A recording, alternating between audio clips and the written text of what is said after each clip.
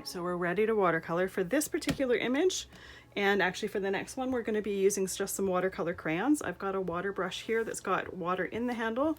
The great thing about this is when I want to change colors, I simply squeeze it onto my paper towel, wash up my brush, and I've got a clean brush. You can see my paper towels are already pre-used with other things. I tend to use them over and over again because once they've dried out, they're going to do the same job that I need. So I've got a crayon that's a gray color and I'm going to use for the background. So I'm starting with my brush close to my image and then I'm working it out, and that way it's going to fade lighter as I work my way out.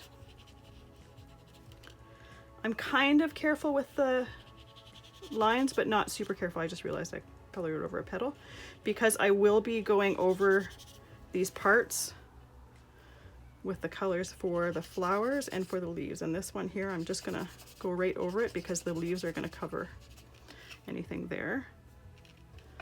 This is just simply to put something in the background so it's not on a stark white, well, off-white piece of watercolor paper. If you want to leave the background clean and not put it there, that's totally up to you. It's one of those things, there's no right or wrong, it's simply personal preference.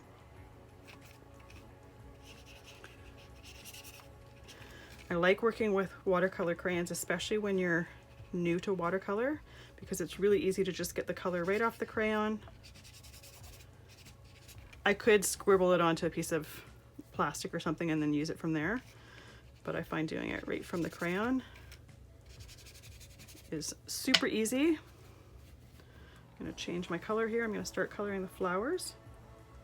So I'm going to do my light color first, and I'm actually going to paint the entire flower. Because we've embossed this image, when I go and add my dark colors to where I want them to be dark, they're going to pretty much stay in the right place because there's a barrier between each section. So it makes it super easy to watercolor paint when you're beginning if you've embossed, simply because the ink stays pretty much in the section that you're wanting it to stay in, as long as you have painted it in that section. And I always start from the lightest and then just add in my dark color. If by chance I get it too dark in an area, all I do is take my brush, clean it off, and then lift some of that color off. And this particular image is fairly loose. Like you can, when you look really closely at it, some of the petals are double lines. Some of them don't even come to a complete end.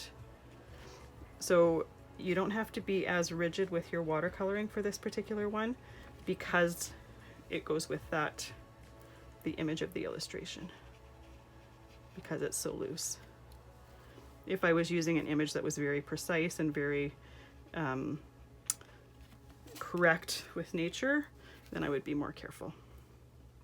Then I probably would color each petal separately, be a little bit more careful with it, but I tend to prefer images that are more loose.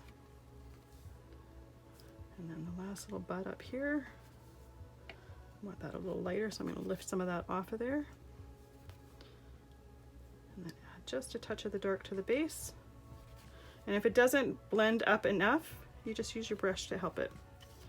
This one here, I want a little bit more dark in here. Now, because I'm working fairly quickly, that petal is probably still wet, but just in case it's not, I'm going to go with my light color and just add it to the top so that I don't end up with watermarks. And then same for this other petal here.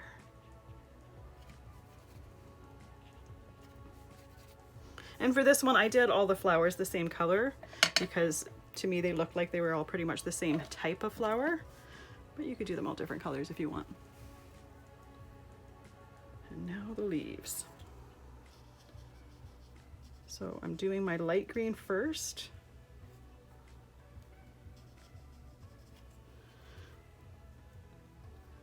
When I change colors with the same color, like light green and dark green or light pink and dark pink, you can see I just wipe my brush, but I don't actually completely clean it, because even if I have a little bit of that light green still on there, I'm not gonna ruin my image and make my colors muddy because they're the same color tone.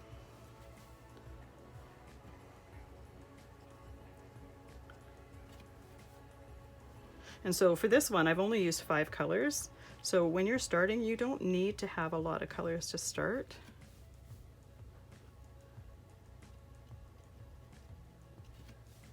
I know so often people think they need to have every single color of the rainbow before they can start something, but you really don't.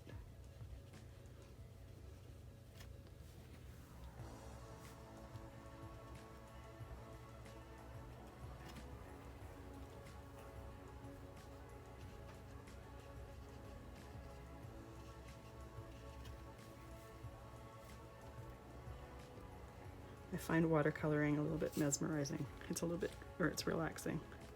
Anytime I've taught a class in person with watercoloring, it always goes very silent when everyone is doing their watercoloring because they're concentrating so much. So if you ever want a whole room full of ladies to be quiet, get them watercoloring. It works every time. Watercoloring or even coloring with markers, it works every single time. All right, I see that inside of that flower there is a little bit on the light side right in the center. So I just want to darken that. There we go. And then same here, I'm just gonna add a little bit of dark just to the center. I could have left it light like I had it already before, but I just want it to be a little bit on the darker side. All right, so our image piece is done. I'm going to let that dry completely, and I'll see you in the next video where we put our card together.